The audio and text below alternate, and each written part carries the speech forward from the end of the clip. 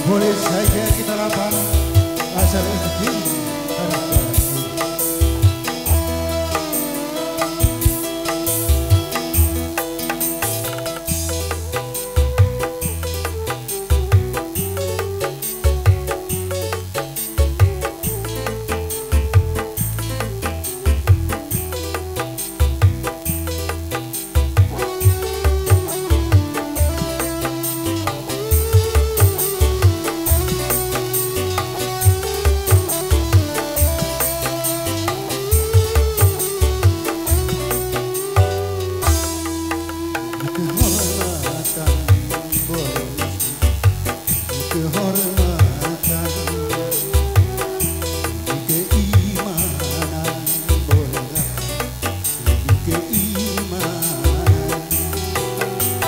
Sampai dijual berapapun harga diri, jangan sampai ditukar dengan apapun keimanan ini.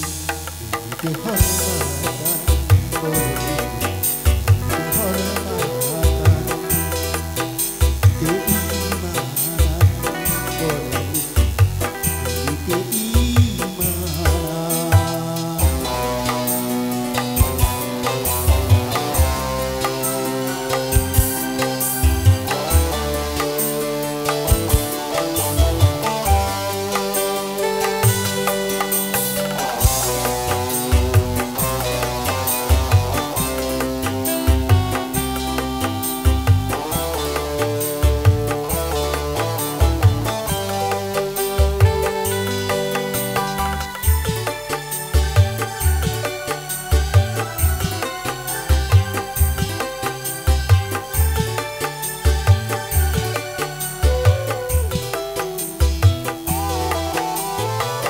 lebih baik jalan kaki tapi punya harga diri daripada bersepeda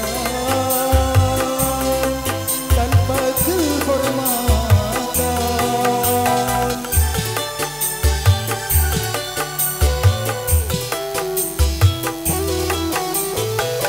Lebih baik bubuk ketua tapi hamba Tuhan daripada dia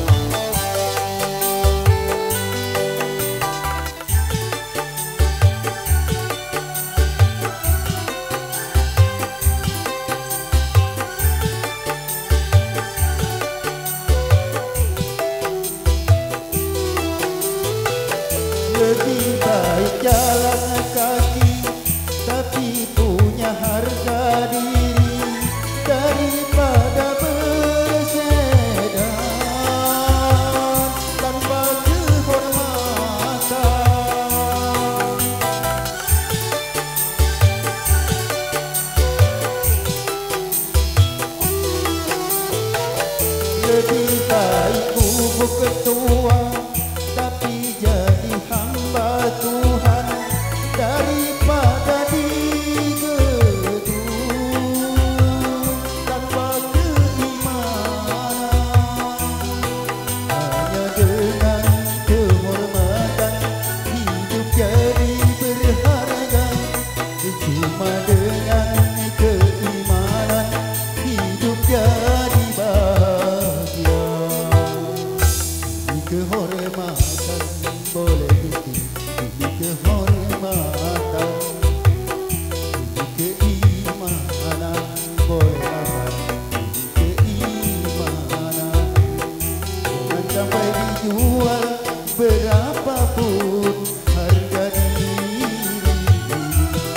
jangan sampai ditukar dengan apapun keimanan ini. Kehormatan boleh Gusti, kehormatan, keimanan boleh abad, keimanan.